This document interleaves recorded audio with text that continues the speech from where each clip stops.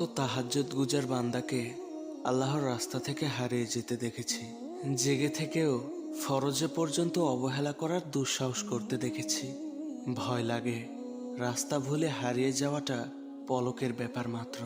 ওইদিকে এই আধুনিক সময়েও কত বান্দাকে দেখেছি আগে খেয়ে নিয়ে ঈশার সালাতের পরই ঘুমিয়ে যেতে, যেন সুন্নাহের খিলাফ না হয়, তাহাজ্জুদ না ছুটে যায়, ফরজটা যেন থাকে অটুট আর সুন্দর, প্রায়োরিটি আর কিচ্ছু না। আপনি আসলে হারিয়ে গেছেন নিজেকে এই সেই বুঝ দিয়ে।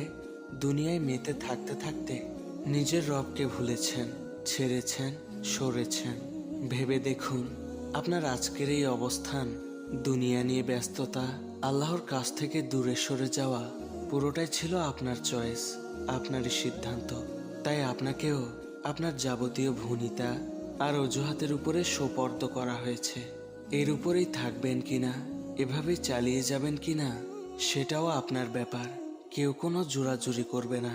যে আল্লাহকে সত্যিই চায়, আল্লাহকে প্রায়োরিটি দেয়, তাকে আল্লাহ আরো বেশি বেশি করে তার সান্নিধ্যে রাখেন, সহজ করে দেন, অন্তরকে প্রাচুর্য দিয়ে ভরিয়ে দেন, বেশি বেশি ইবাদত করার তৌফিক দিয়ে দেন।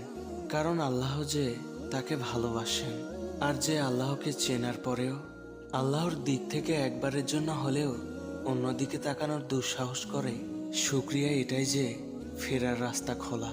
এই লেখাটা পড়ার তৌফিক হয়েছে মানেই এখনো সুযোগ আছে।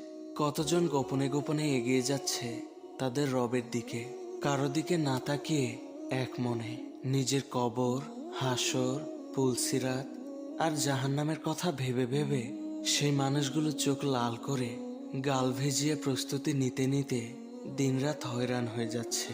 কেউ তাদেরকে চিনে না, দরকারও নেই। তারাও চায় তাদেরকে শুধু তাদের রব চিনুক। তারাও কেবল তাদের রবকেই চিনতে চায়, তাদের রবকেই ভালোবাসতে চায়, সেই দয়াময় রবের সাথে সময় কাটাতে চায়। আপনিও আজ থেকে তাদের একজন হয়ে যেতে পারেন। আলহামদুলিল্লাহ, সিদ্ধান্ত নিয়ে ফিরবার সুযোগ এখনো আছে।